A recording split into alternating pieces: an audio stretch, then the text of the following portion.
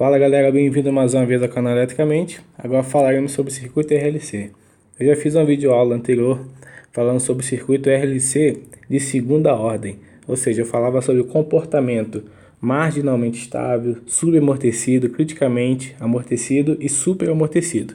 Nesse caso aqui agora eu falei de assunto diferente, que vai ser sobre aqueles cálculos básicos de reatância, capacitância, as quedas de tensão em cima do indutor, em cima do capacitor e do resistor, fazer gráficos, calcular a impedância total, tensão total, usar Pitágoras e assim vai. Vamos lá.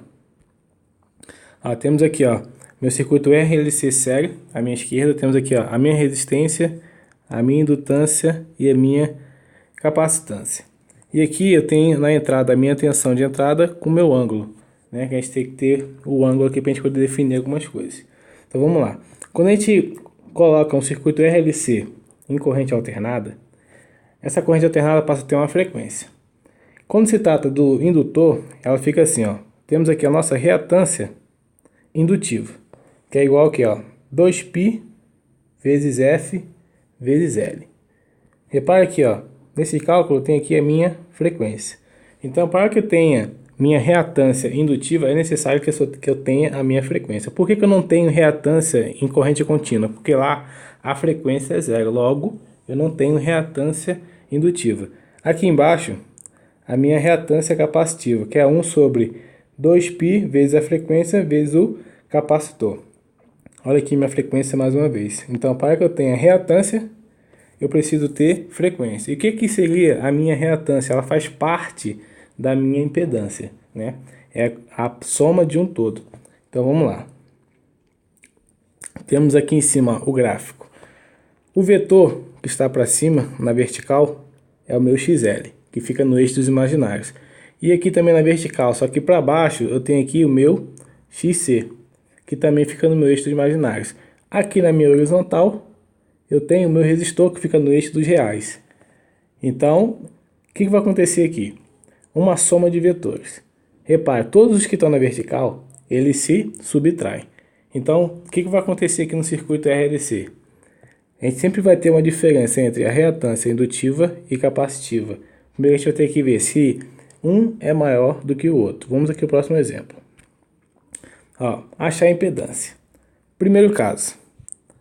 Se a minha reatância indutiva for maior que a minha capacitiva, ou seja, nesse cálculo aqui anterior, eu consigo achar a minha reatância indutiva e consigo achar a minha reatância capacitiva. Então, se a minha reatância indutiva for maior que a capacitiva, o cálculo fica dessa forma. Olha aqui.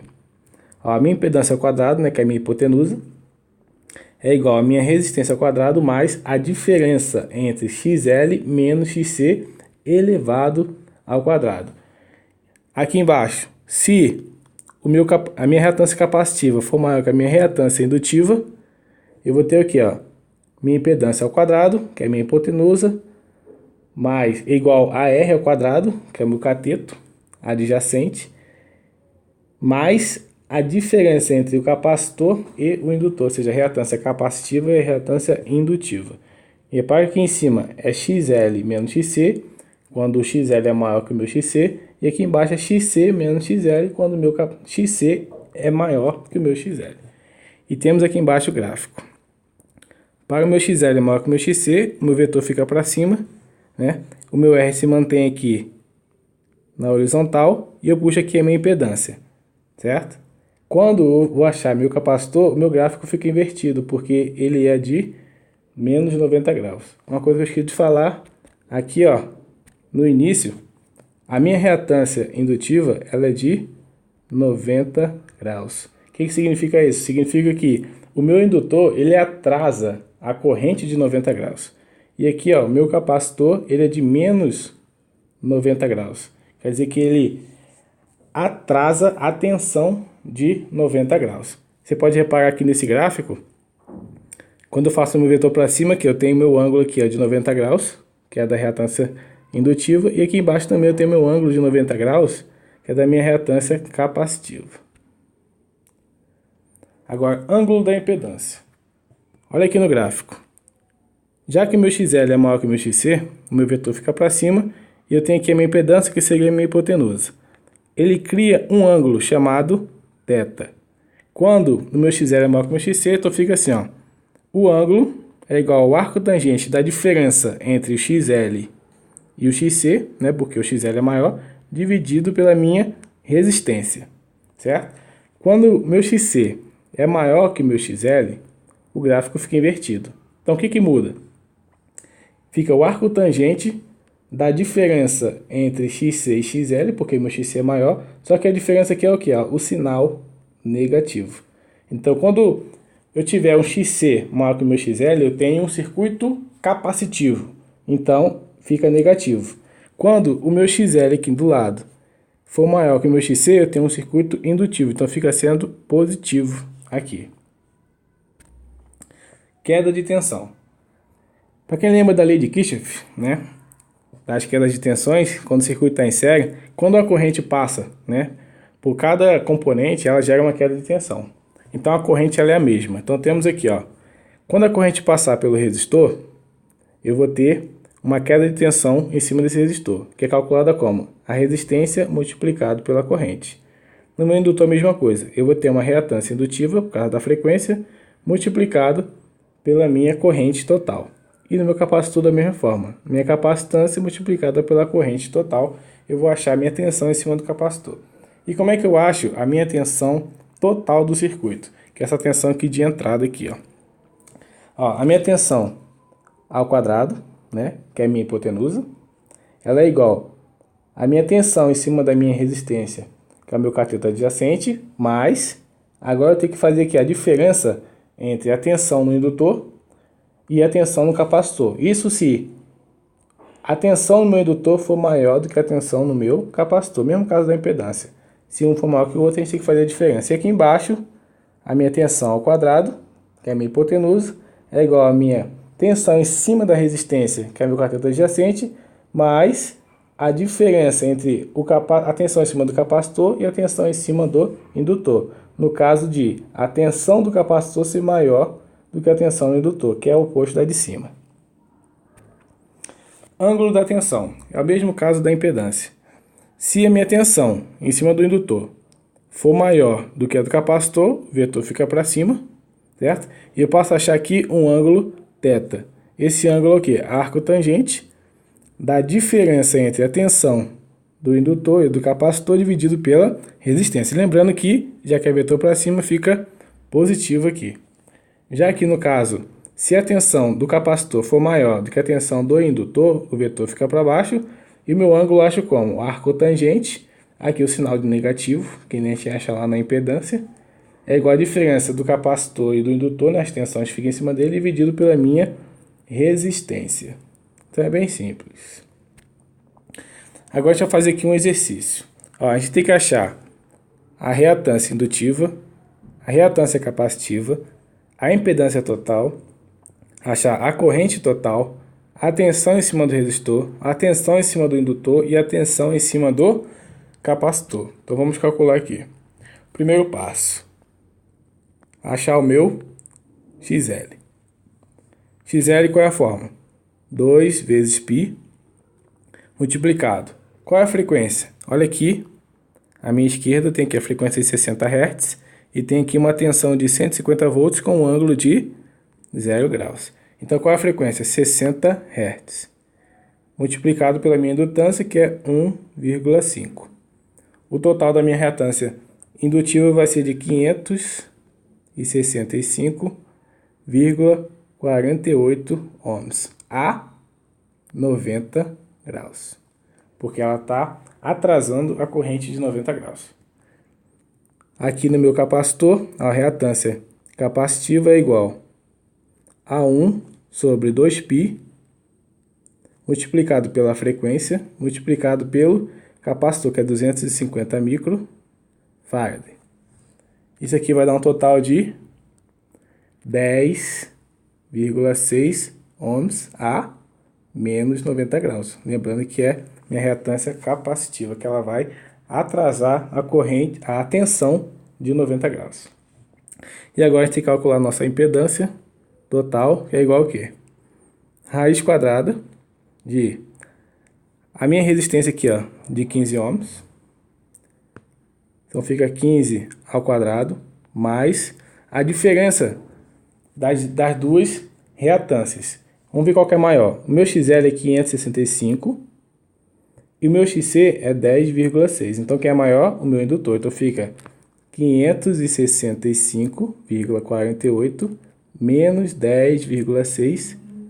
Tudo isso ao quadrado. Eu fecho aqui a raiz. Isso aqui vai dar um total de 555 ohms. É o total da minha impedância total. Agora tem que achar o quê? O ângulo da minha impedância. Como é que a gente faz?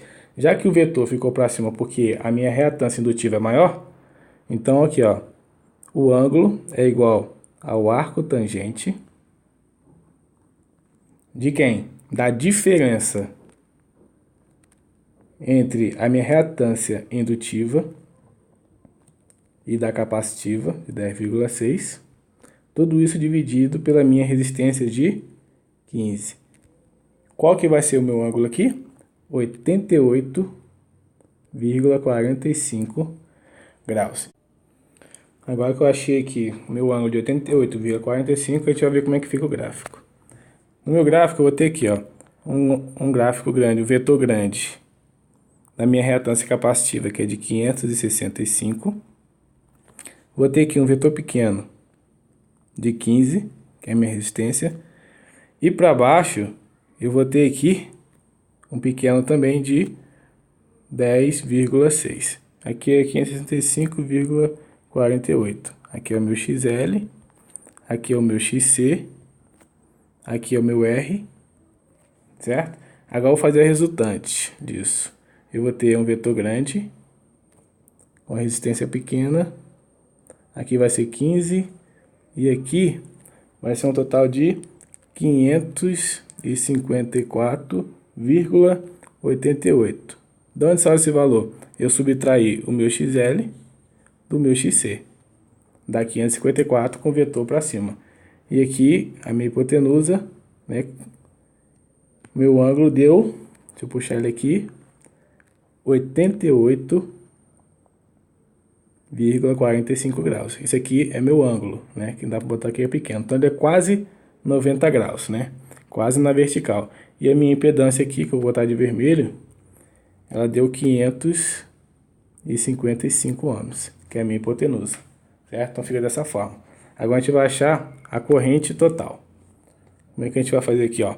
A corrente total é igual à minha tensão total, que é 150 volts, com um ângulo de 0 graus, dividido pela minha impedância de 555, com um ângulo de 88,45 graus. Como é que fica isso? 150 dividido por 555 vai dar um total de 0,27 amperes. Com um ângulo... Como é que eu faço esse ângulo? Na divisão eu tenho que subtrair os ângulos. Então 0 menos 88,45 vai dar menos 88,45 graus. Então essa aqui fica sendo a minha corrente em amperes. E como é que eu acho agora as minhas tensões?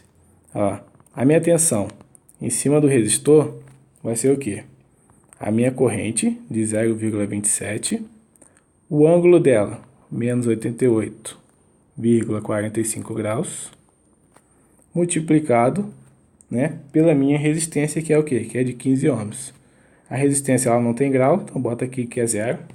Então aqui qual o total que eu vou achar? Eu vou achar 4,05 volts com um ângulo. Na multiplicação, como é que eu faço aqui com os ângulos?